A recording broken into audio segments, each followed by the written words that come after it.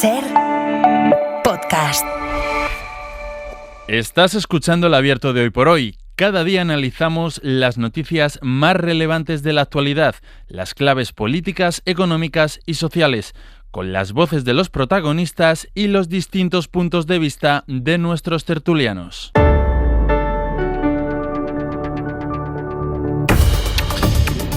Vamos con el tiempo del Abierto esta mañana, de momento, luego las cosas cambiarán, pero ahora mismo el Abierto sería un mano a mano entre Ignacio Urquizu, bienvenido. Hola Pedro, buenos días, profesor de Sociología en la Universidad Complutense de Madrid, director general de Metroscopia, que se suma al análisis este verano con nosotros. Gracias. Muy bien, Pedro.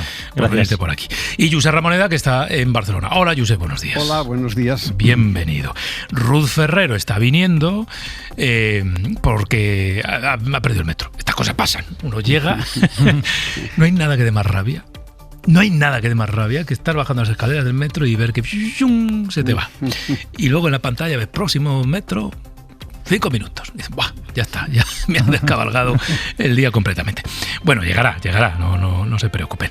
Y quiero que saludemos en este punto a Teresa Puello. Ella es la alcaldesa de un castillo, provincia de Zaragoza. Alcaldesa, muy buenos días.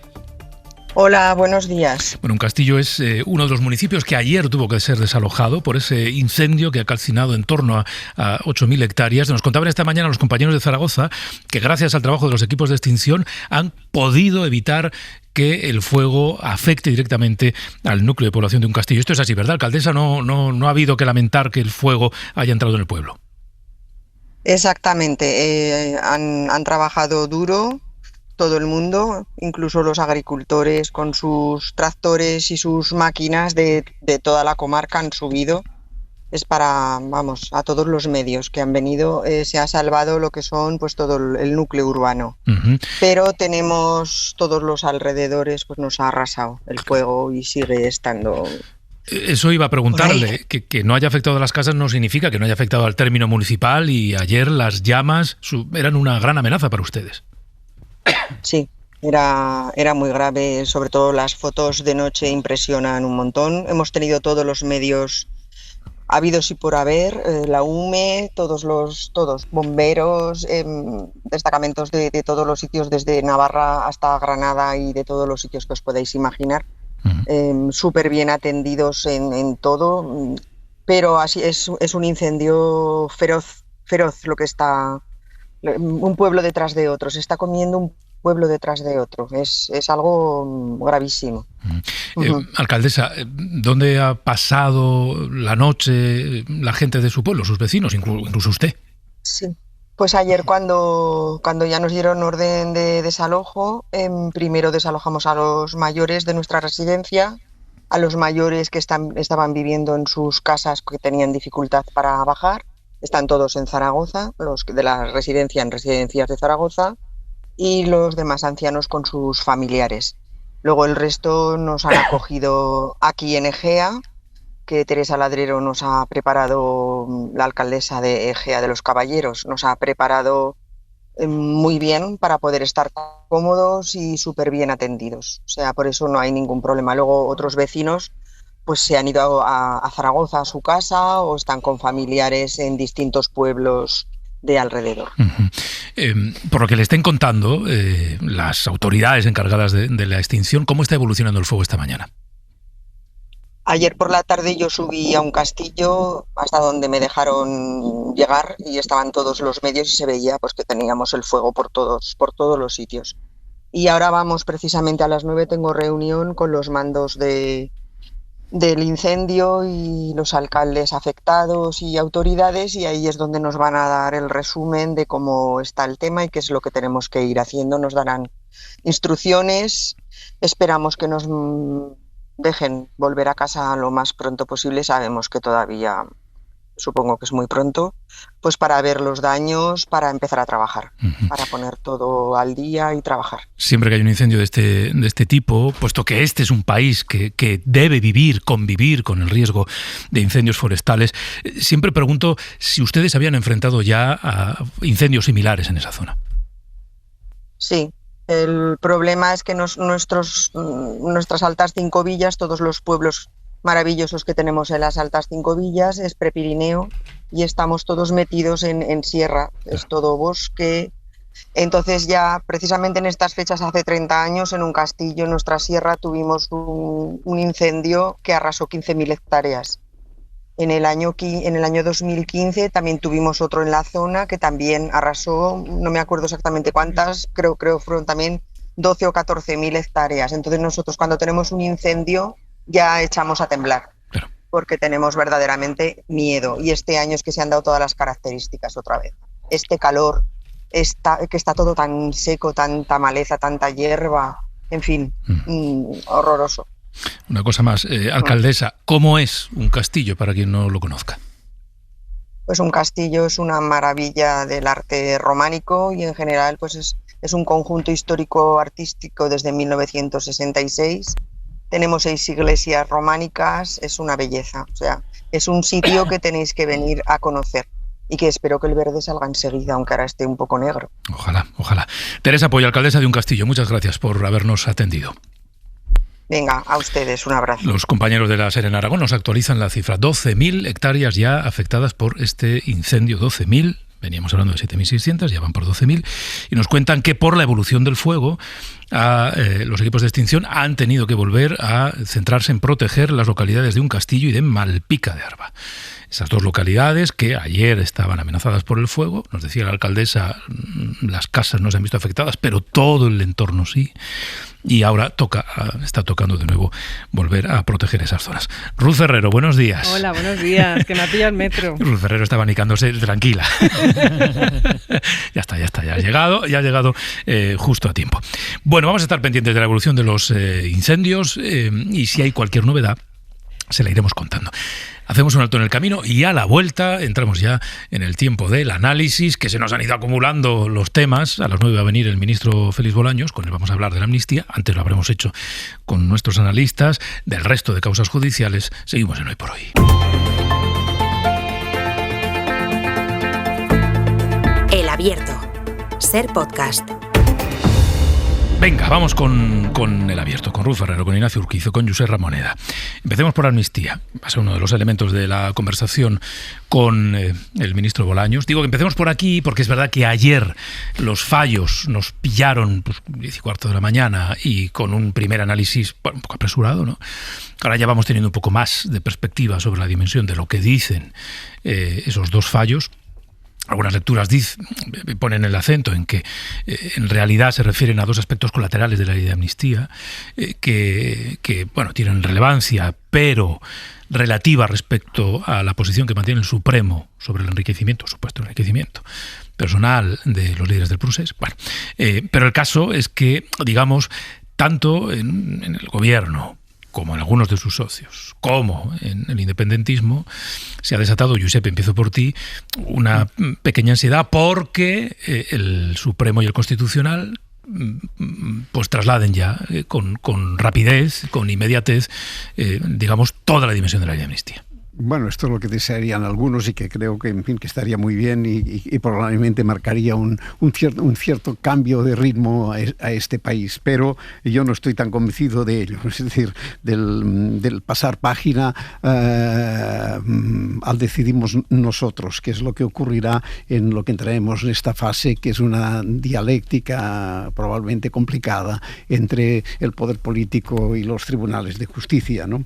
A mí me parece que es interesante ver la declaración que hizo pública ayer la Asociación de Jueces Francisco de Vitoria, en la que dejaba claros la posición de los jueces, que lo que diga el Tribunal de Justicia de la Unión Europea es una opinión, pero que los que deciden son los jueces españoles, que el Tribunal Constitucional interpreta la Constitución y no hace falta que otros tribunales entren a decidir por parte nuestra, ¿no?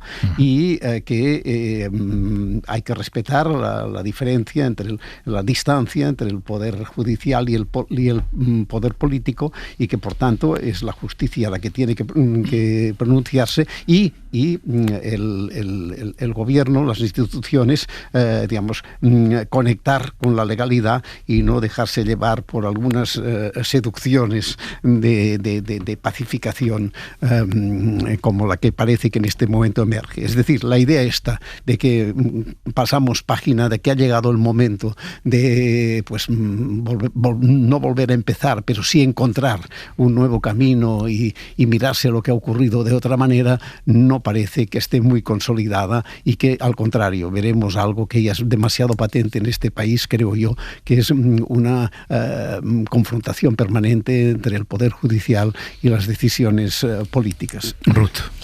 Sí, yo creo que la sentencia del Tribunal de Luxemburgo lo que plantea, o lo que va a decir es, o el marco que pone es algo que yo creo que algunos actores políticos de este país no contemplaban, y es a que efectivamente la ley de amnistía, que es de hecho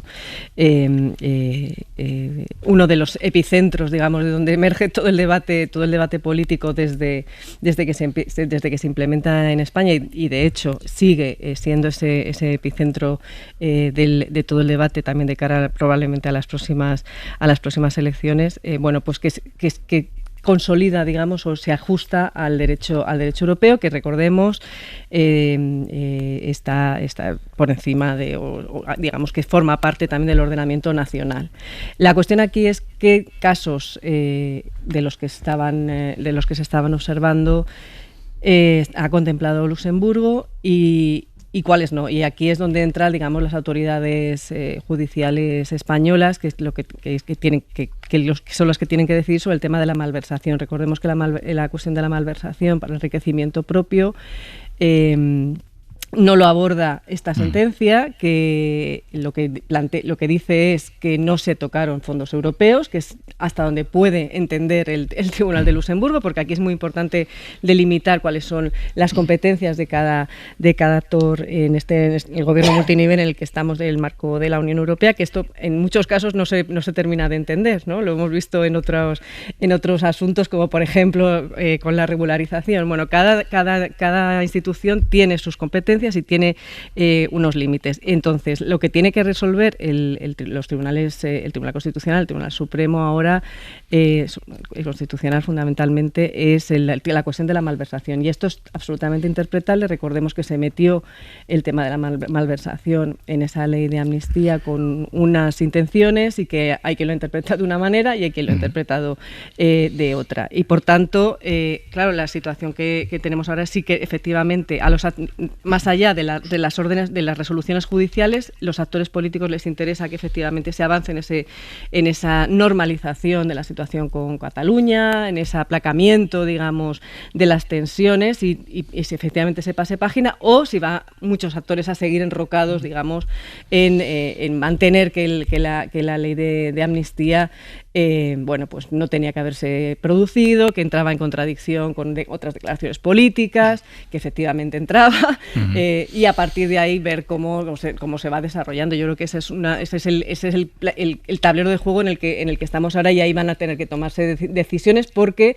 si esto va así, en esta dirección, probablemente o casi con toda seguridad al Partido Popular le interesa tener aplacado a Junts de cara al futuro próximo, ¿no? Sí, a ver, yo creo que las dos sentencias de ayer no es nada menor y tiene tres consecuencias importantes, ¿no? La primera es la que se plantea del Tribunal de Cuentas. Es el primero de los organismos que plantea las dudas sobre las consecuencias económicas que tuvo en su día toda la parte del procés. Y lo que viene a decir es que no se tocaron fondos europeos, y por lo tanto hay una cierta, pues ya se exime de cierta manera a algún conjunto de personas respecto al Tribunal de Cuentas y las consecuencias económicas que aquello podía tener. En segundo lugar, es la Audiencia Nacional la que plantea dudas sobre la legislación europea, las directivas europeas en terrorismo, ¿no?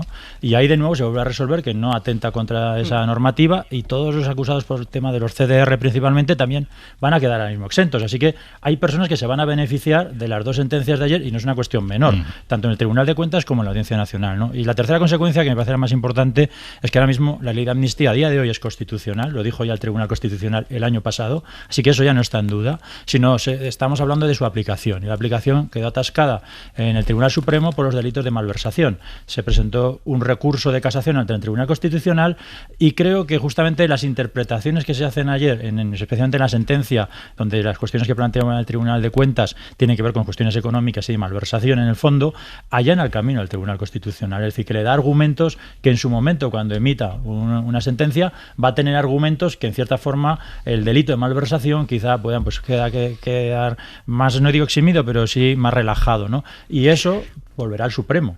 Y el Supremo es verdad que puede luego presentar una causa prejudicial al Tribunal de Justicia. Lo que decir que aquí el problema, como decía Ramoneda, son los tiempos. Es verdad que la justicia a veces es menos justa si se dilata demasiado en el tiempo, si se retrasa todo. Pero desde luego que no es una cuestión menor, tanto por las personas que se van a ver beneficiadas por los dos fallos de ayer, que hay personas, los CDR y todo lo que tiene con la responsabilidad del Tribunal de Cuentas, y porque ahora mismo el Tribunal Constitucional tiene más argumentos para resolver ese recurso de casación que se presentó en su momento ante el Supremo. Giuseppe. Yo, viendo cómo han actuado los jueces en los últimos tiempos, a mí me cuesta mucho y querría pensar que me equivoco, creer que esto va a avanzar razonablemente como parecería que todo el mundo debería entender. El choque de poderes entre el judicial y el político es demasiado denso en este momento, en este país. La reacción de Feijóo respecto a la sentencia y punto, pues bueno, tiene la ventaja de que no dice casi nada, pero sí que por lo menos demuestra que no se opone radicalmente desde un primer momento. Por tanto, que probablemente capta que aquí hay una oportunidad, que es lo que en este momento, a mi entender, sería importante. Captar la oportunidad de pasar página. De pasar página no quiere decir olvidar todo lo que ha ocurrido, es simplemente intentar entrar en una fase nueva, lo que de hecho pues en Cataluña ya está pasando desde hace un tiempo, que evidentemente volverá el independentismo, todo lo que queráis, pero que en este momento pues hay otro momento y se asume este momento como tal. Esto es lo que creo que sería interesante, asumir consecuencia del Tribunal, de la decisión del Tribunal de Justicia de la Unión Europea. Pero para mí hay un problema, que es que la confrontación entre poder político y poder judicial en España en este momento es capital. Claro. Y es además de gran envergadura, y una parte muy importante de los poderes judiciales están en esta batalla, y por tanto esto es lo que me hace pensar que será muy difícil que esto se complete y se ponga en práctica de la manera que sería razonable y que haría el efecto, digamos, de distensión que sería necesario. Claro, en cierta manera, vuelvo contigo, Ignacio, y luego con Ruth, en cierta manera digo, cuando ayer, por ejemplo, desde el gobierno lo que se viene a plantear es, una vez se ha pronunciado Europa, lo que toca es que en España los tribunales apliquen en su totalidad la ley de amnistía, ¿no?, que es lo que pedía ayer el gobierno, es una manera de proyectar sobre el Supremo cierta imagen de, a ver cómo lo digo, de posible rebeldía en el caso de que no se aplique la ley, en el sentido que se espera que se aplique la ley, que es en su totalidad. Es decir, que Europa haya dicho que esto está bien, que no hay malversación, que no se ha tocado dinero europeo. Por lo tanto, levanten las medidas cautelares, cambien de criterio, de manera que si eso no se produjera, en términos de discurso político, se puede ahondar en esto que decía Josep, ¿no? Este enfrentamiento que existe. Esto no es una interpretación de intenciones, ¿no? Es una descripción de una realidad, este choque de criterios entre el Supremo y en este caso el gobierno. Ignacio. Sí, desde luego, y pues hay una separación de poderes, es decir, porque si alguien tuviera todo el poder, pues efectivamente no estaríamos en una democracia, estaríamos en otra cosa, ¿no? Entonces, claro que hay siempre un choque de poderes en cualquier democracia, por algo se divide el poder, se divide para que el que lo tiene no abuse de él. Y eso a veces sucede en democracia, hay gente que quiere abusar del poder que tiene y por eso lo dividimos, para que no lo tenga todo, ¿no? Entonces, tiene razón el gobierno en la medida de que para poder aplicar la ley de amnistía en su totalidad hay que seguir un procedimiento. Y ahora mismo la pelota está en el balón en el tejado del Tribunal Constitucional, que es el que tiene que resolver el recurso de amparo que se presentó por la no aplicación en el caso de malversación a 5 personas, es decir, son 5, uno que no ha sido todavía juzgado y que está huido de la justicia, y otros 4 que sí que han sido juzgados, se les aplique, digamos, en el caso de malversación. El Tribunal Constitucional es el que tiene que resolver, es el que tiene los tiempos. En el momento que resuelva ese recurso de casación, volverá la pelota al Supremo. Y el Supremo puede hacer dos cosas: asumir lo que diga el Constitucional o presentar un recurso prejudicial ante el Tribunal de Justicia de la Unión Europea.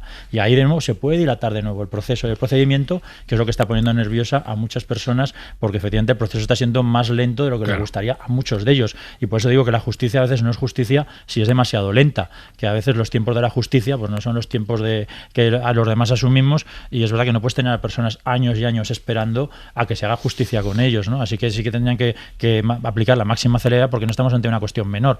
En España hay más de 7 millones de procedimientos judiciales al año, es decir, que hay muchas personas que usan la justicia. Lo que pasa es que hay algunos casos que son muy muy visibles, como es este, y a veces ponemos el foco en ellos, y efectivamente tenemos a veces una visión de la justicia respecto a unos pocos casos que son los más visibles, pero hay muchas personas que efectivamente usan la justicia y los tiempos no siempre son acordes a lo que se esperaría. Claro, voy, Ruth, contigo, pero un poco ahondando en la tesis de Josep, quien ayer pudiera ver, o todavía siga pensando, ¿no?, que el fallo del Tribunal Superior, del Tribunal Europeo de Justicia Europeo, es una especie de bálsamo, ¿no?, que va a ayudar a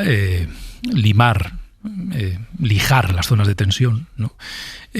Pues igual no está afinando mucho en el análisis, porque no es descartable que, llegado el momento, lo dice Ignacio, el Supremo vuelva a plantear una diferencia de criterio sustancial, y que eso derive en otro punto de tensión, ¿no?, en otro encontronazo. O sea, quiero decir, no es que Europa haya despejado y marcado el camino que sí o sí, sin discusión, puede ser que el Supremo no, puede haber discusión todavía. Sí, es lo que tiene lo de la interpretación de la norma, ¿no? Que cada uno lo interpreta un poco en función también de su propio criterio y posicionamiento. Yo lo que veo aquí es que al albur de la sentencia del Tribunal de Luxemburgo estamos en una lucha por la legitimidad entre los distintos actores que están involucrados. Es verdad, toda la parte que comentaba Ignacio de cómo va a operar el Tribunal Constitucional, qué es lo que va a hacer, ¿no? Y recordemos, el Tribunal Constitucional, aunque se llame tribunal, no forma parte, stricto sensu, del Poder Judicial. Es un órgano hibridado entre el Poder Judicial, el Poder Ejecutivo y el Poder Legislativo, y por tanto no forma parte, digamos, de todo el entramado del Poder Judicial, y está altamente politizado. Esto no podemos olvidar. Recordemos todos los años que ha estado que estuvo sin renovarse, ¿no?, el Tribunal Constitucional, por los distintos bloqueos de los actores políticos en el Congreso. Bueno, pues me parece que a lo que vamos es efectivamente a un uso de este tipo de instituciones y para abondar en las luchas por la legitimidad del discurso y de las narrativas. ¿Para qué le sirve al gobierno la sentencia del Tribunal de Luxemburgo? Bueno, pues le sirve para decir, ¿veis? Esto está dentro de los marcos de la Unión Europea, nosotros somos europeos, por tanto tenemos que equipararnos al resto de estados. Eso por un lado. Por otro lado, estábamos en lo cierto, esto a lo que lleva es a una mejor convivencia, a rebajar tensiones con entidades territoriales que pueden generar problemas y tal. Bueno, pues esto, que en mi opinión el gobierno lo ha vendido peor de lo que podía haberlo vendido, es decir, la conciliación, el rebajar y ese pasar página que decía antes Ramoneda en Cataluña, me parece que es algo que el gobierno podía haber aprovechado mucho más de lo que lo ha hecho. Y por otro lado, los actores enfrentados a esto, que yo creo que están bastante divididos. Por un lado, creo que ven esa ventana de oportunidad, en concreto el Partido Popular, para efectivamente poder abrir, ¿no?, una vía de diálogo con Junts, como ya de hecho ya estamos viendo, que le puede permitir efectivamente alcanzar mayorías que hasta ahora no tenía. A pesar de que las encuestas de opinión, como sabe muy bien Ignacio, lo que están diciendo es que Junts va a la baja, ¿no?, en todas esas encuestas, y que va a perder peso específico a la conformación de mayorías. Bueno, perdona, Ruth. No, iba a decir que precisamente en el manejo de los tiempos, de lo que hablaba Ignacio, y de los plazos, y relacionando una cosa con otras, es decir, con las expectativas electorales, yo diría que una de las cosas que le interesa a Junts es que cuanto antes el Supremo pueda despejar el camino de Puigdemont, claro, porque su regreso... ayer creo que una compañera de Barcelona nos decía que Junts están pensando si hace como una especie de gira de vuelta por Cataluña, ¿no? Cuando vuelva Puigdemont puede ser revulsivo electoral, ¿no? Porque es verdad que ahora las cosas pues no pintan bien para Junts. Yo tengo la sensación de que Junts lo tiene muy complicado. Sí. Junts ha lidiado mal este episodio con la consagración de esta figura de Puigdemont como fundamento del partido, y como único referente, Puigdemont es una persona muy quemada por todo lo que ha ocurrido. Cuesta mucho a la opinión pública entender que todavía esté allí lejos cuando todos han regresado ya prácticamente.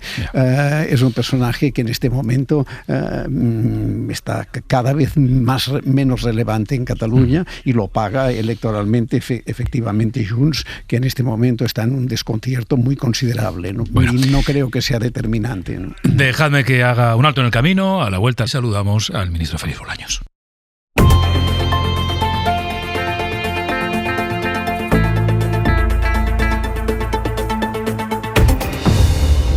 Félix Bolaños, ministro de Presidencia, Justicia y Relaciones con las Cortes, bienvenido. Gracias, buenos días.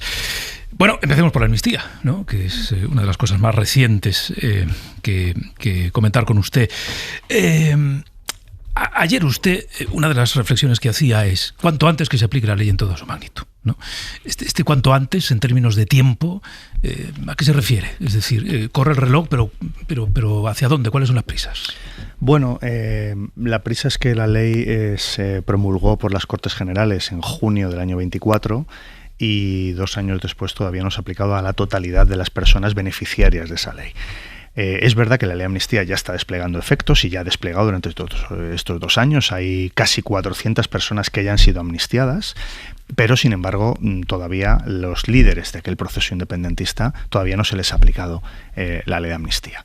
Es una ley que ha sido ya validada por el Tribunal Constitucional, ya no hay ninguna duda. El debate que se produjo en España, que luego podemos entrar un poco en detalle, porque fue un debate desde luego alejado del derecho, muy visceral, pero nada que ver con lo que la ley suponía, pues ya el Constitucional ya validó y declaró constitucional la ley. Ayer el Tribunal de Justicia Europeo lo que dice es que es conforme al derecho europeo, conforme a los valores europeos, dice que obviamente la ley tenía el objetivo de la reconciliación, que es lo que siempre dijimos en el gobierno, que ese era el objetivo, y por tanto ya está validado por esos 2 organismos y ahora pues hace falta que unos recursos que están planteados pues se vayan aplicando. En opinión del gobierno, pues obviamente creo que tanto el Tribunal Supremo como el Tribunal Constitucional pues lo que tienen que hacer es resolver los recursos que están pendientes, y creo que sería positivo para todos, sobre todo para la sociedad catalana y para la sociedad española en su conjunto, que esto se resolviera cuanto antes. Claro, pero no se trata solo de que resuelvan los recursos, sino de que lo resuelvan en el sentido que ustedes quieren que lo resuelvan. Bueno, que se resuelva conforme a derecho, conforme a lo que dice la ley.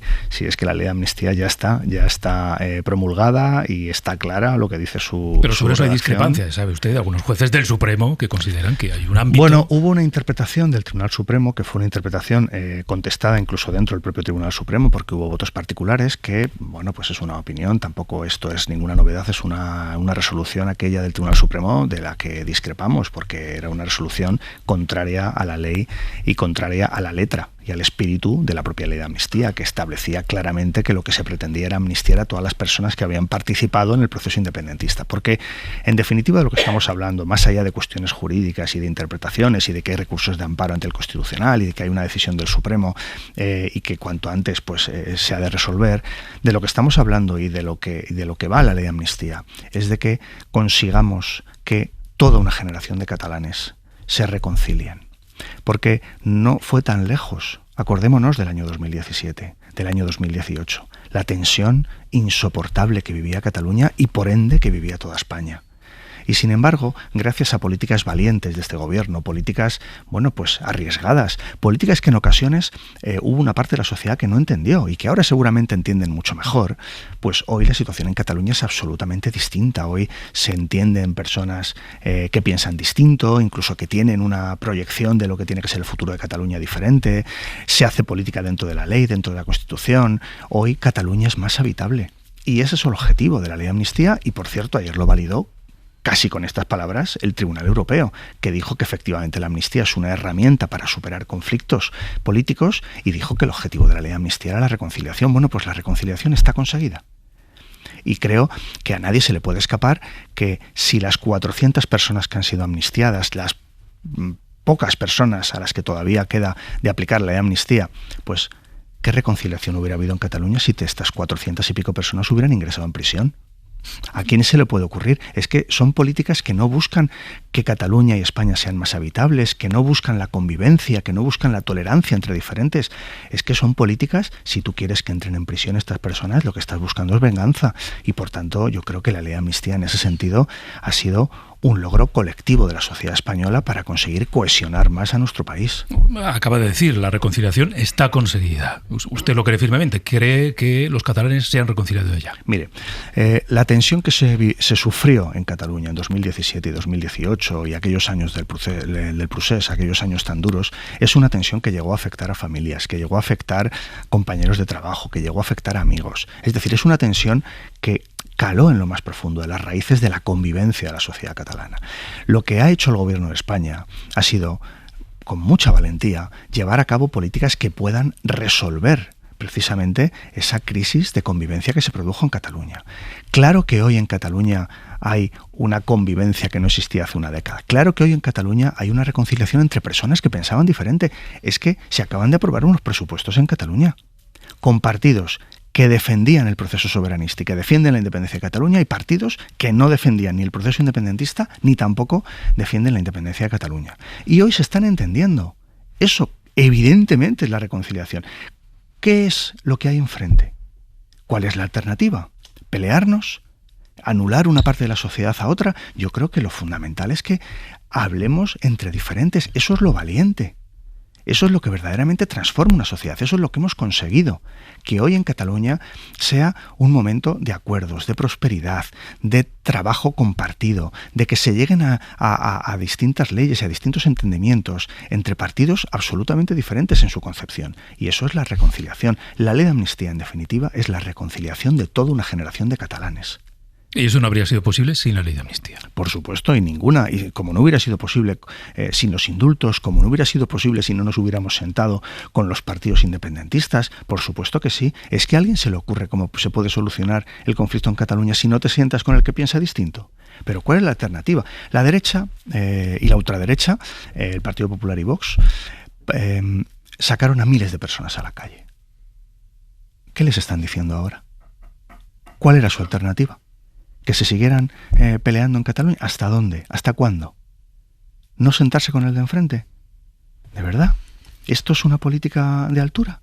Pero ellos que pretenden cronificar el conflicto, cronificar el enfrentamiento, cronificar la tensión, sacar a miles de personas a la calle, por cierto, metiéndolas miedo, diciéndoles que la ley de amnistía, que vulneraba la Constitución, que rompía el Estado de Derecho, que rompía España, eran todo patrañas, patrañas. ¿Y ahora qué están diciendo? ¿Qué dicen? ¿Por qué no piden perdón? ¿Por qué no piden perdón por las patrañas que contaron de la ley de amnistía? Las cosas que nos dijeron, el presidente del gobierno especialmente, pero a todos los demás. Unos insultos gravísimos. Bueno, pues hoy Cataluña está normalizada. La ley de amnistía se llama Ley de Amnistía para la Normalización Política, Social e Institucional de Cataluña, y está conseguida. Y lo único que falta es que la ley despliegue sus efectos a todos los beneficiarios y lo haga lo antes posible. Usted sabe que en la derecha hay quien sostiene que había que conseguir la normalización o la reconciliación, pero no pagando el precio de dejar sin castigo a los sediciosos. Ayer mismo lo decía José María Aznar. Bueno, pues es una política de venganza, que obviamente no reconcilia y que no cohesiona a una sociedad. Vamos a ver, castigo tuvieron los que fueron condenados y los que no han sido condenados. Porque si a usted le parece poco castigo estar fuera de tu país y de tu casa, 8 o 9 años, pues parece suficiente. No obstante, yo creo que la política no tiene que articularse a través de la venganza, a través de intentar humillar al de enfrente, de intentar someterle, de intentar que pase por el aro. Al revés, yo creo que lo valiente en sociedades complejas como la nuestra y sociedades más complejas si cabe, como es la sociedad catalana, lo valiente es sentarte con el que no piensa de la misma manera y llegar a un punto de entendimiento. Esa es nuestra política. Eso es lo que nosotros queremos. Eso es política con mayúsculas. Y es lo que hemos hecho. Es lo que hemos hecho. Y los resultados están ahí. Ni una sola de las personas, por muy acérrimo crítico que fuera de la ley de amnistía, hoy podrá decir que la ley de amnistía no ha tenido unos frutos muy favorables y muy positivos para Cataluña y para el conjunto de España. Ni uno solo. Y mi pregunta es, como pasa tantas veces con PP Vox, ¿cuál es su alternativa? ¿La alternativa cuál era? ¿El enfrentamiento continuo? ¿La cronificación del conflicto? ¿El intentar someter al que no piensa como tú? Pues claro que los independentistas cometieron muchos errores. Por supuesto que sí. Claro que vulneraron la ley, vulneraron la Constitución, evidentemente. Pero yo creo que lo que tenemos como responsabilidad, los que somos dirigentes políticos, es precisamente superar ese enfrentamiento. Y hoy en Cataluña se vive con normalidad institucional, política y social. Y ese era nuestro objetivo, y está conseguido. La política, como muchas cosas en la vida, es también cambiar de opinión, ¿no? Cambiar de opinión. ¿Por qué le digo esto? Porque esto es una obviedad. Es decir, la idea que el propio presidente Pedro Sánchez tenía del encaje de una ley de amnistía en la Constitución, la ley antes del 23, era diferente a la que ahora tienen ustedes. Digamos que la convicción era otra, ¿no? Y el encaje no se veía del todo. Creo que empezamos a tener una opinión más formada sobre la amnistía cuando lo estudiamos en profundidad. Y ese estudio en profundidad se produjo, pues es verdad, a raíz de las elecciones del 23. Y mire, la prueba de que la ley de amnistía es un éxito es que todo el mundo se atribuye la paternidad. Bien, yo no lo hago. Solo digo que había un grupo de gente, expertos en derecho constitucional, expertos en derecho penal, expertos en derecho administrativo, en derecho contable, en derecho europeo, personas de un altísimo nivel jurídico que entre todos conseguimos ahormar una ley de amnistía que fuera absolutamente constitucional y que fuera conforme al derecho europeo. Una ley que en su momento, lo dijimos, era impecable. Impecable. No todas las leyes de amnistía hubieran sido impecables y hubieran sido conformes a la Constitución y al derecho europeo. Es decir, que obviamente se podía haber hecho peor y se podía haber hecho mal. Pero hicimos un estudio muy en profundidad y muy en detalle para saber que la ley de amnistía podía ser constitucional y podía ser conforme al derecho europeo. Y lo hemos conseguido. Y lo hemos conseguido. Y por tanto, yo creo que aquellas opiniones en aquel momento, pues seguramente porque no había sido objeto de estudio todavía en profundidad, porque piense usted, es que en Europa ha habido más de 50 amnistías. Más de 50 amnistías. Si es que lo dijo la Comisión de Venecia, lo dijo el informe de la Comisión Europea, lo dijo el dictamen del Abogado General de la Unión Europea, ayer lo dice el Tribunal Europeo. Es que es evidente que, por supuesto, que las amnistías caben en el derecho europeo, si ha habido más de 50. Por cierto, todas para precisamente acabar, o apaciguar conflictos políticos o sociales. Para eso sirven las amnistías. Y por eso todos los países europeos, en mayor o menor medida, cuando tienen un conflicto político de esa naturaleza, pues recurren a amnistías. Y claro que el Tribunal Europeo, como lo dijo la Comisión de Venecia, creo que eran 54. Obviamente que se utiliza, que es una herramienta que se puede utilizar. Y por tanto yo creo que tenemos que quedarnos a cuando se produce ese trabajo en profundidad para estudiar el encaje de la ley de amnistía y se llega a la conclusión de que, por supuesto que cabe. En España el debate que se produjo en aquel momento con la ley de amnistía no fue un debate jurídico. Hubo muchas personas, muchas muy buenas cabezas jurídicas en nuestro país que opinaron cosas que no se sostenían en derecho, porque había un prejuicio ideológico. Porque hubo, pues una crítica feroz a la ley de amnistía, que era una crítica más política que jurídica. Jurídicamente se ha visto que claro que cabe en la Constitución, pero si la ley de amnistía del 77 sigue vigente, si lo han dicho los tribunales, una ley de amnistía cabe y otra no, claro que caben las dos en la Constitución, igual que caben en el derecho europeo. Y por tanto, yo creo que lo imprescindible es que y lo que creo que tenemos que trasladar es que cuando tuvimos la ley, cuando trabajamos la ley, cuando conseguimos una ley que sabíamos que iba a cumplir el objetivo político de la reconciliación y la convivencia en Cataluña y que era también conforme a derecho, es cuando ya sabíamos que eso podíamos llevarlo a los tribunales y podía salir con éxito. Claro, ministro, pero dice usted, hubo más una lectura política en aquellos momentos que jurídica. Bueno, claro, la ley de amnistía formó parte del acuerdo con Junts, que es un acuerdo puramente político. Bueno, la investidura del 23. No solo con Junts, también con Esquerra Republicana. Bueno, con Esquerra, con el independentismo. Mire, quiero decir, había una dimensión de la ley. Y usted sabe que al gobierno le reprochan que respecto a la ley de amnistía había más necesidad que convicción sobre la ley. Bueno, yo creo que había una convicción. Y cómo articularla fue lo que con la ley de amnistía finalmente se decidió. La convicción que tenía el gobierno de España, en todo momento lo ha tenido, es que la solución al conflicto en Cataluña no era encarcelar a las personas que hubieran participado en el proceso independentista. Yo insisto en la pregunta. ¿De verdad alguien cree que si las 400 y pico personas que se van a beneficiar de la ley de amnistía hubieran sido encarceladas, la situación en Cataluña sería mejor? ¿De verdad alguien lo cree? Es evidente que no. Y claro que hubo también una negociación política, donde grupos parlamentarios, y no solo los dos grupos que le he mencionado catalanes, sino otros grupos parlamentarios, nos pedían que diéramos una solución definitiva a la crisis en Cataluña y las personas que tenían causas penales pendientes.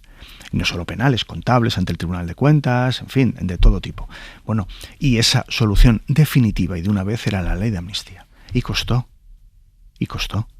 Y hubo un entorno, una presión por parte de la derecha muy dura. Y sacaron a la gente a la calle para insultarnos y para decir mentiras, que estábamos acabando con el Estado de Derecho, cuando lo que hemos conseguido es precisamente cohesionar más nuestro país, que las instituciones y las leyes sean más sólidas y que hoy Cataluña sea un lugar más habitable, con mejor convivencia y donde por fin la sociedad catalana se ha podido reconciliar y va a ser para una generación. Puesto que la ley de amnistía y las consecuencias que se esperaban derivaran de la ley de amnistía fue un elemento central en aquella negociación con Junts para poder conseguir la investidura. Ahora que Junts ya no es un socio habitual del gobierno, ¿sienten ustedes que está siendo desleal? Bueno, quizá otra de las características de esta legislatura, también lo fue de la anterior, es que tenemos el Parlamento más fraccionado que había conocido la democracia en nuestro país. Y esto, pues puede ser más fácil o más difícil de gestionar, en concreto para el gobierno, y no le digo nada para el ministro de Relaciones con las Cortes, pero esto es lo que han votado los españoles, y los españoles votan unos parlamentos y nuestra responsabilidad y nuestra obligación, le diría, es gestionarlo. Y por tanto, yo tengo siempre el máximo respeto a todos los grupos parlamentarios y a todas las posiciones políticas que hacen públicas. Lo que sí le digo es que hacemos un trabajo para sentarnos con ellos, para buscar soluciones, para buscar entendimientos, para buscar acuerdos, para que la legislatura siga avanzando. A día de hoy, en la legislatura actual, hemos aprobado 68 leyes. 68, más que ningún parlamento autonómico, incluso algunos con mayoría absoluta. Ganamos el 86% de las votaciones. Yo ya sé que el titular es el 14% restante, pero el 86% de las votaciones las gana el gobierno. Bueno, los presupuestos en el Congreso. No lo sacan, que no es cosa menos. Ahora hablamos de presupuestos, porque está claro que la situación económica en nuestro país es la mejor de la historia nunca conocida sin presupuestos. Estamos multiplicando por 6 el crecimiento económico de la Unión Europea, por 6. Hemos llegado a 22,4 millones de afiliados a la Seguridad Social. Es decir, evidentemente que estamos teniendo una situación económica y social que es muy positiva. Y hoy la locomotora de Europa es España. Hoy la mitad de los empleos de alto valor añadido que se crean en Europa lo hace España. Y por eso no se quiere hablar de economía y de trabajo y de empleo y de condiciones dignas, como no se quiere hablar que nosotros actualizamos las pensiones conforme lo que sube la vida y no el 0,25 de miseria del PP, no se quiere hablar que tenemos la mayor partida de becas de la historia, es decir, de los elementos fundamentales que hacen que las condiciones de vida de los ciudadanos sean mejores, de eso no se quiere hablar. Yo vengo a hablar de eso. A cualquier sitio donde voy, creo que es importante, porque al final de esto irán las próximas elecciones generales en el año 2027, de que la gente vote lo que le interesa, lo que hace que viva mejor, o si se dejan llevar por otros discursos que evidentemente lo que no quieren, lo que no va a hacer y lo que no hacen nunca cuando están en el gobierno es mejorar las condiciones de vida de la gente. ¿Usted cree, como algunos compañeros o compañeras suyas de gobierno, que hay una parte de la judicatura en este país que quiere tumbar al gobierno? Yo creo que el sistema judicial en nuestro país con carácter general funciona, que tenemos buenos jueces y buenos magistrados. Creo que tenemos un Estado de Derecho robusto, con un sistema de garantías y de recursos que está en los mejores estándares europeos, pero también creo que ha habido resoluciones judiciales absolutamente incomprensibles que han hecho mucho daño a la justicia y han hecho mucho daño a las personas a las que ha afectado. ¿Pero son casos aislados o forman parte de algo más? Son casos que han sucedido y cuando ha habido resoluciones absolutamente incomprensibles, alejadísimas del derecho, pues yo hubiera confiado en una respuesta, digamos, más contundente del propio sistema de garantías que tiene nuestro país a todos los niveles, ¿no?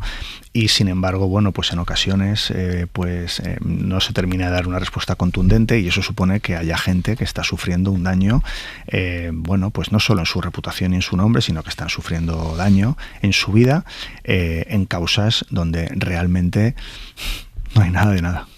Claro, que un juez tome decisiones alejadas del derecho, como usted dice, en causas donde no hay nada de nada, es tanto como decir que un juez delinque.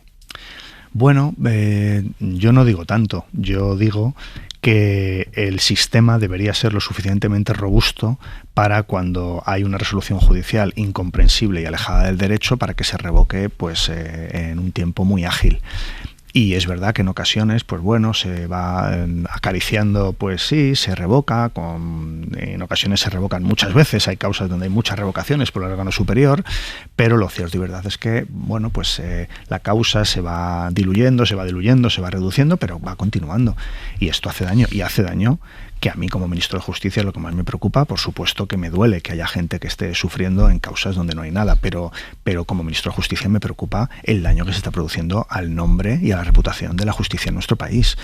Y esto tiene que ver con muchos factores, por supuesto, nada en la vida responde a un único factor, pero quizá el principal es que haya resoluciones judiciales absolutamente incomprensibles y que no haya una respuesta adecuada del sistema de recursos y garantías del Estado de Derecho. En esas causas en las que no hay nada, ¿incluye la de Begoña Gómez? Sí.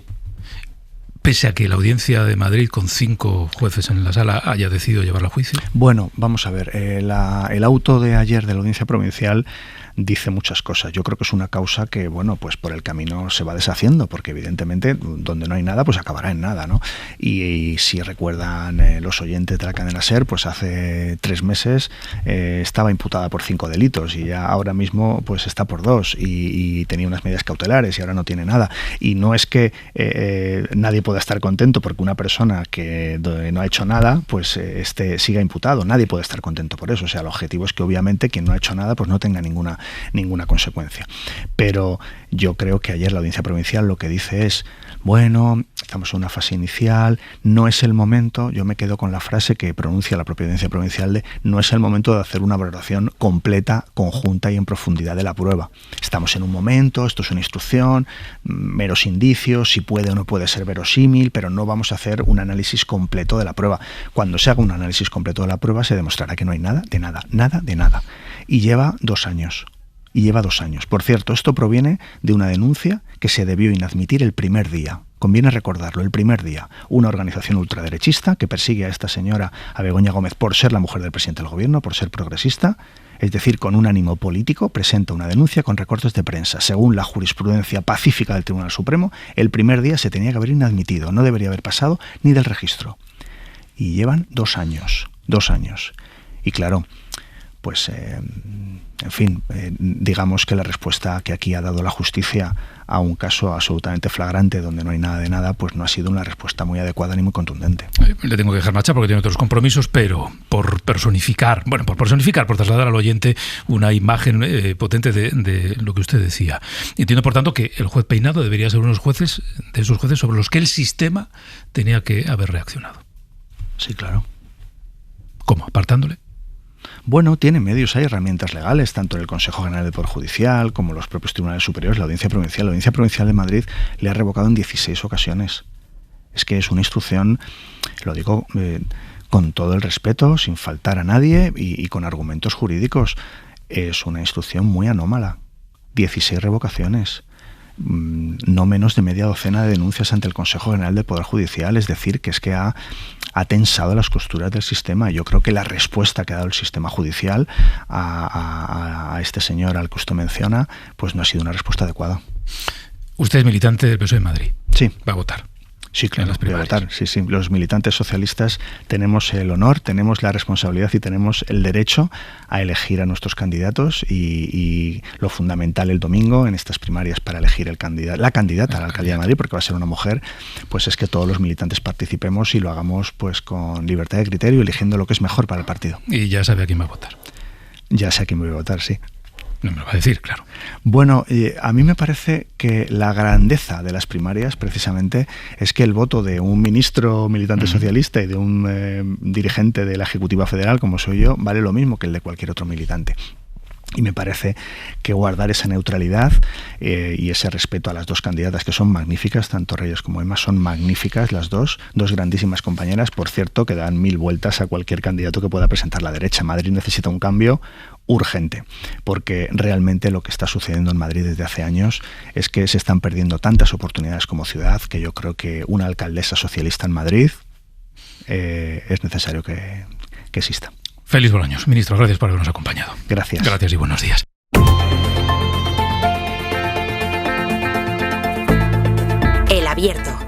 Ser Podcast. Con Ruth Ferrero, Ignacio Urquizu y Josep Ramoneda en el tiempo del abierto. Bueno, vamos a aportar alguna reflexión sobre lo que hemos escuchado al ministro Félix Bolaños. Yo cerraría ya el capítulo de la amnistía, porque creo que vamos a ser redundantes respecto a lo que hemos dicho y que, en cierta manera, empataba con algunas de las posiciones y reflexiones del ministro. Me interesa más, Ignacio, y empiezo ahora por ti, sus opiniones sobre algunos casos en los que decía no hay nada de nada. Claro, entiendo que también en calidad de ministro de Justicia, Félix Bolaños no puede llegar a lugares a los que llega, por ejemplo, un compañero suyo de gobierno, que es Óscar Puente. Óscar Puente en esto es mucho más crudo en la descripción de, digamos, la operación de algunos jueces para intentar torcer el brazo de la voluntad democrática y tumbar al gobierno, ¿no? Félix Bolaños no llega tan lejos, ¿no? Se limita a decir, bueno, hay casos en los que se actúa contra derecho. Bueno, en fin, él ha sido especialmente claro en el caso del juez Peinado, al que acusa abiertamente de haber incumplido con el papel que se le presupone como juez, que es seguir las leyes y los propios procedimientos de instrucción, ¿no?, de una investigación judicial. Bueno, creo que es un debate muy delicado porque, como decía hace un momento, en España hay más de 7,5 millones de procedimientos judiciales que se abren cada año y de ellos se resuelven 7.900.000, la mayoría es en la administración civil, luego en la penal.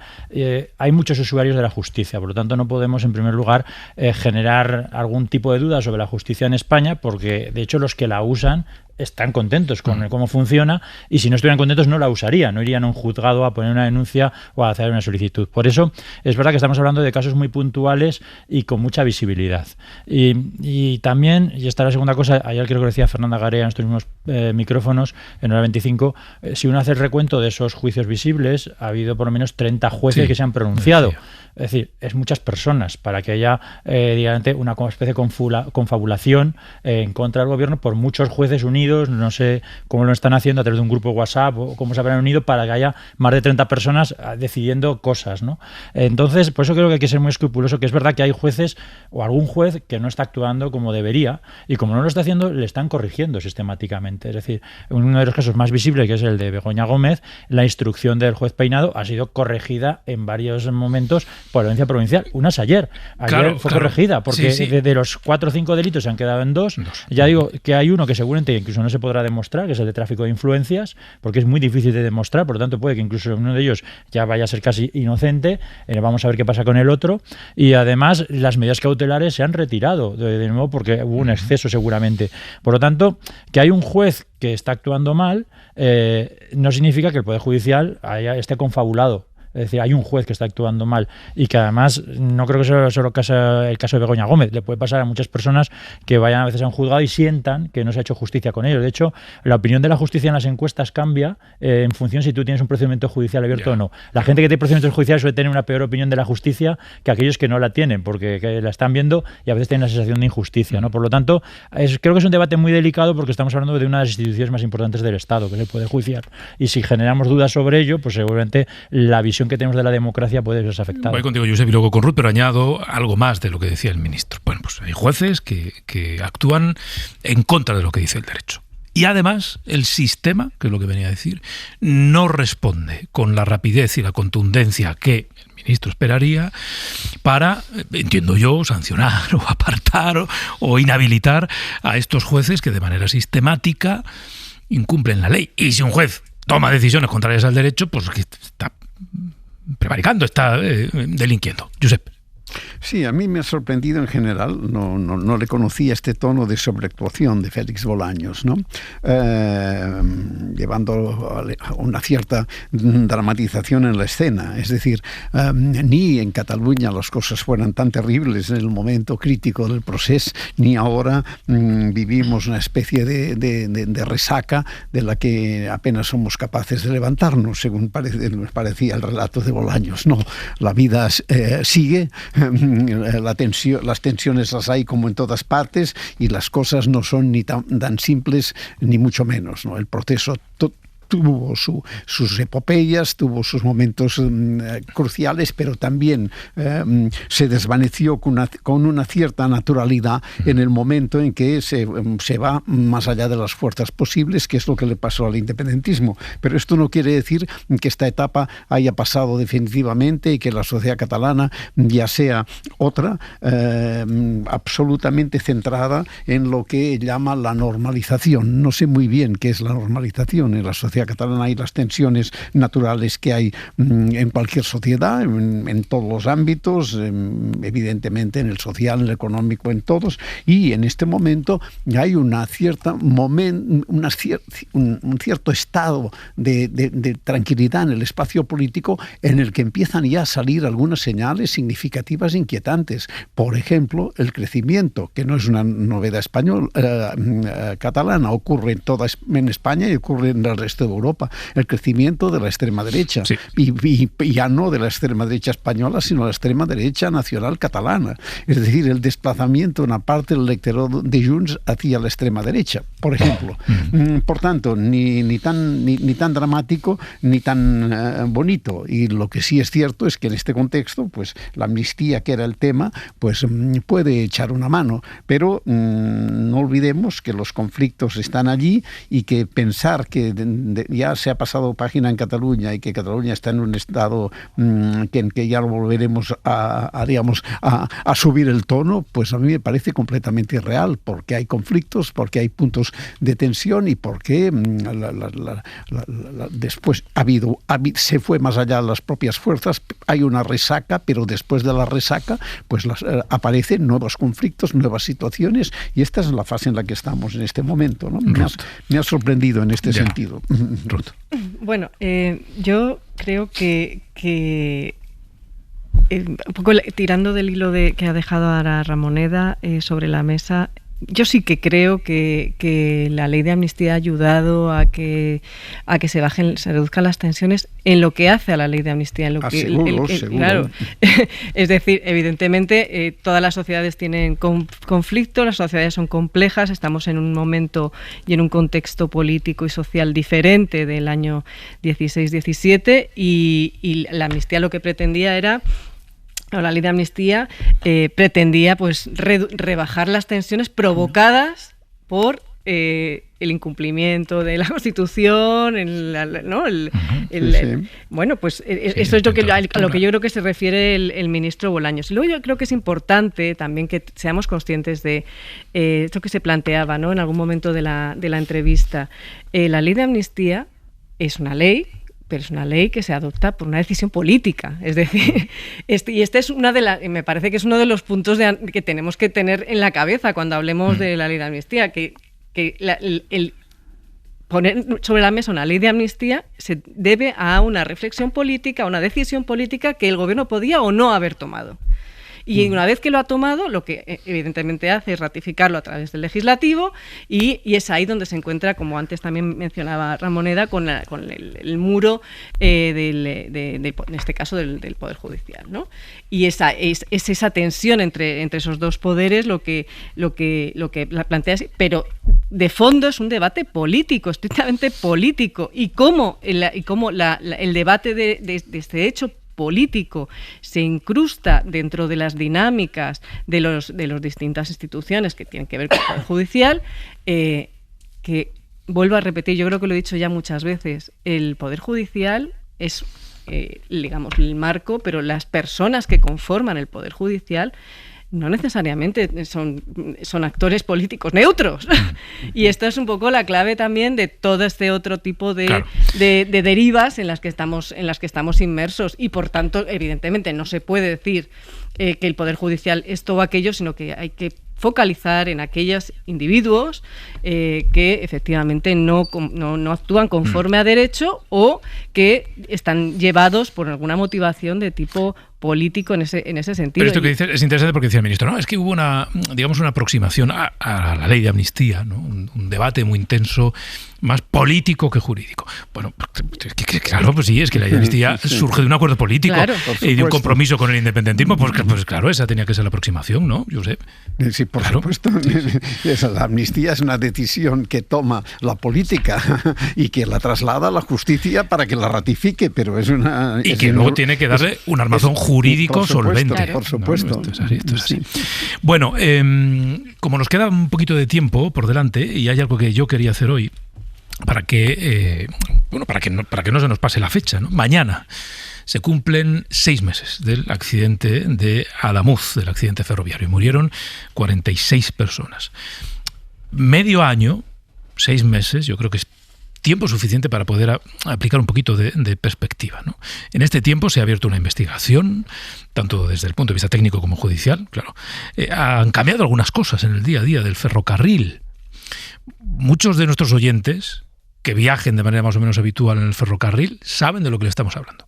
Lo saben, porque ha habido cambios en las frecuencias, cambios en las duraciones de los viajes, retrasos, algunas líneas cerradas. Bueno, hay menos viajeros, la circulación está limitada. Edu Hernández, muy buenos días. ¿Qué tal, Pedro? Buenos días. Bueno, lo primero es recordar la principal hipótesis sobre la causa del accidente. Hablamos de esa rotura de carril en un punto de la soldadura a la altura de Córdoba, en esa línea de alta velocidad Madrid-Sevilla. Y esta rotura hizo que el tren de Irio, de la compañía Irio, se saliera de la vía.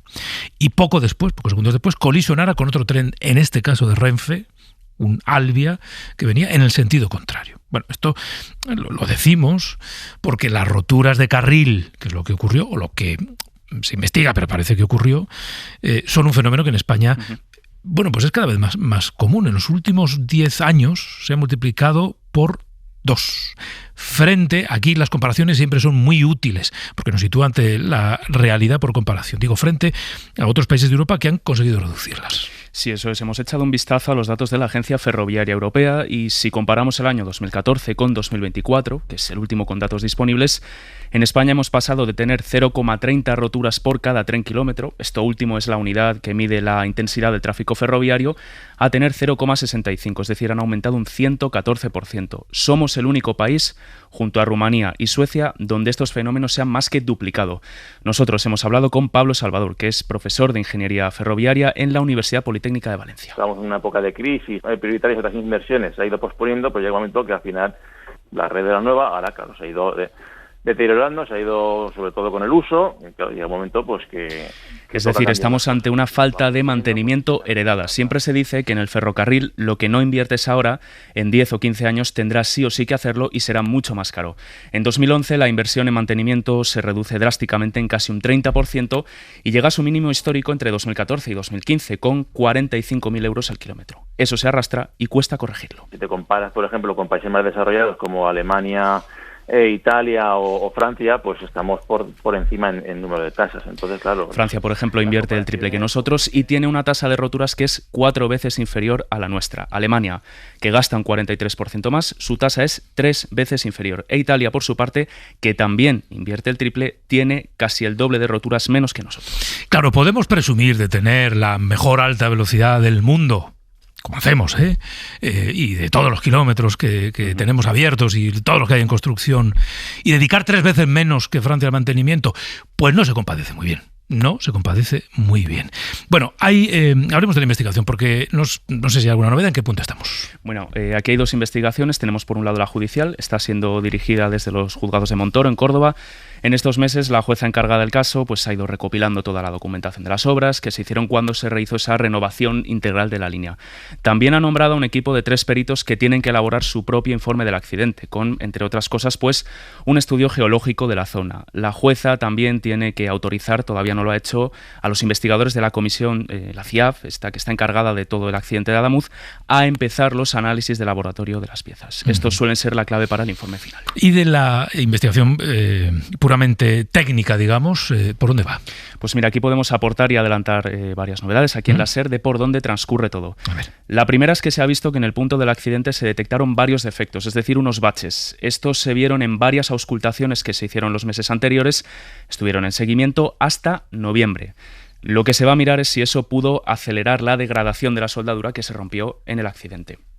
La segunda, muy relevante también, y que tiene que ver precisamente con la detección de roturas de carril. Según hemos podido saber a través de fuentes de la investigación y un informe al que hemos tenido acceso, la rotura que se produjo en este accidente, en el de Adamuz, era indetectable por cómo está configurado el sistema de electrificación en España. Era una rotura franca que ya estaba ahí la noche de antes, es decir, era total del carril. La tensión lo que debería haber hecho es caer a cero, porque al estar roto, la corriente se pierde. Es como cuando enchufas una lámpara y cortas el cable con una tijera. Esto habría hecho saltar el sistema del circuito de vía, es decir, dar una ocupación se llama. ¿Por qué no lo hizo? Pues lo volvemos a explicar con la lámpara. Imagina que has cortado el cable, pero haces un empalme, con un cable más largo que da la vuelta a todo el salón. La corriente va a volver a circular y va a volver a llegar la luz. Pues esto es lo que pasó en Adamuz. La corriente se fue por un camino alternativo, que está en los carriles exteriores de las vías. Son el cable de guarda y los postes de catenaria, que es ese cable que está por encima de los trenes, que les da tensión, que lo hemos escuchado muchas veces cuando hay una incidencia. Por una incidencia en la catenaria está cortada, es ese cable. Ese está por encima, lo que decimos va por debajo. Es decir, la corriente, en vez de perderse y hacer que el sistema salte, volvía todo el rato al circuito. Esto dice la investigación que limita mucho la posibilidad de detectar las roturas en España, porque directamente las tapa. Y ojo, es una característica que afecta a todas las líneas de alta velocidad, pero solo a los carriles exteriores. Por esto, hace unos días envió una carta desde la CIAF, lo hizo el presidente, al presidente de Adif para pedirle que mitigue este riesgo cuanto antes. Bueno, pues estas dos novedades que son relevantes y que nos pueden ayudar a entender qué es exactamente lo que pasó. Bueno, ¿Adif sabe de esta característica que nos contabas? Y no sé si da alguna justificación. Sí, fuentes de Adif reconocen que sí, que esto es así, y que de hecho cuando se hizo la obra hubo una propuesta sobre la mesa de Thales, una empresa que se llevó este concurso, para mitigar este riesgo colocando esos postes de catenaria a una mayor distancia. A día de hoy están entre 500 y 600 metros, la idea era ponerlos a 1,5 kilómetros. Ajá. Adif explica que esto no se hizo primero porque implicaría cambiar todo el sistema entero del ferrocarril en España y que no era el objeto del contrato.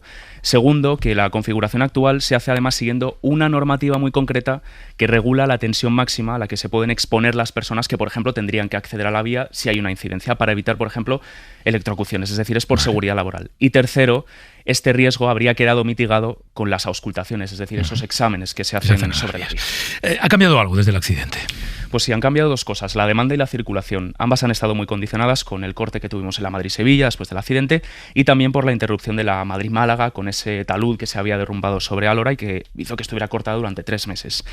La alta velocidad acumula una caída del número de pasajeros de casi el 17% hasta mayo. De hecho, febrero fue el mes más complicado con un descenso del 32%. Desde entonces la demanda se va recuperando, pero todavía sigue por debajo de los niveles del año pasado. Y además ocurre lo mismo en el resto de servicios ferroviarios.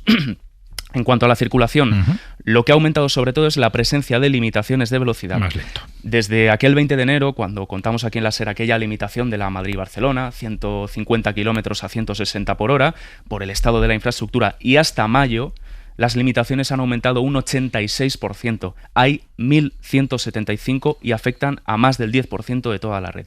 8 de cada 10 de esos nuevos topes de velocidad tienen que ver con el estado de la infraestructura. Pues gracias, Edu. Todo esto luego en nuestra web, es mucha información junta. Hay alguna novedad, 2 novedades muy relevantes, gracias, Edu. Así que, en fin, si quieren repasar algunos de los datos, que son muchos, Pero en esto consiste también nuestro oficio, ¿no? Que cuando se van a cumplir 6 meses no solo recordemos que se cumplen 6 meses y que pasó lo que pasó y que murió la gente que murió, sino que nos preguntemos qué sabemos nuevo y qué hemos podido aclarar de las causas de lo sucedido. Y bueno, hemos aportado alguna clave más. Páramo, otra vez vas para allá, me estás liando todo el rato. Claro, es que voy cambiando así te tengo atento. Para otro. Y también tengo atento a los oyentes porque me voy de vacaciones en mi próximo viaje. Venga, tú también, ¿a qué esperas? Que el verano no espera y las últimas plazas tampoco. Con B-Travel todavía puedes viajar a destinos como Tenerife, Túnez, Isla de Sal, Riviera Maya desde 452 euros. Además, sin cambio de precio por la subida de carburante. Y si reservas con B-Travel Easy, disfrutarás de más flexibilidad y tranquilidad para viajar. No dejes escapar el verano. Reserva en tu tienda B-Travel o en btravel.com. B-Travel. ¡Viájate la vida! Gracias, Páramo. Vamos a dar las gracias a Ruth Ferrero, Ignacio Urquizo y Jesús Ramoneda por esta mañana de análisis. Gracias, hasta la semana que viene. Hasta luego. Lo que repitáis. Hasta luego. Por cierto, que hablaba de viajes Páramo, Pedro Sánchez va a ir a la final del Mundial. va a ir a la final del Mundial. Estos días había en Twitter gente diciendo, ¡qué escándalo! Sobre todo de derechas. ¡Qué escándalo! ¡No se atreve! ¡Qué cobarde! Va a estar en la final del Mundial. Eso yo estoy con al lado de Trump. Y Milei. Y Milei. Vaya. No. Espera, que me están diciendo que no. Que no, ¿qué? Que no va a Milei porque es supersticioso. Pues eso que gana Sánchez. Venga, seguimos en Hoy por Hoy. Para no perderte ningún episodio, síguenos en la aplicación o la web de la SER, Podium Podcast o tu plataforma de audio favorita.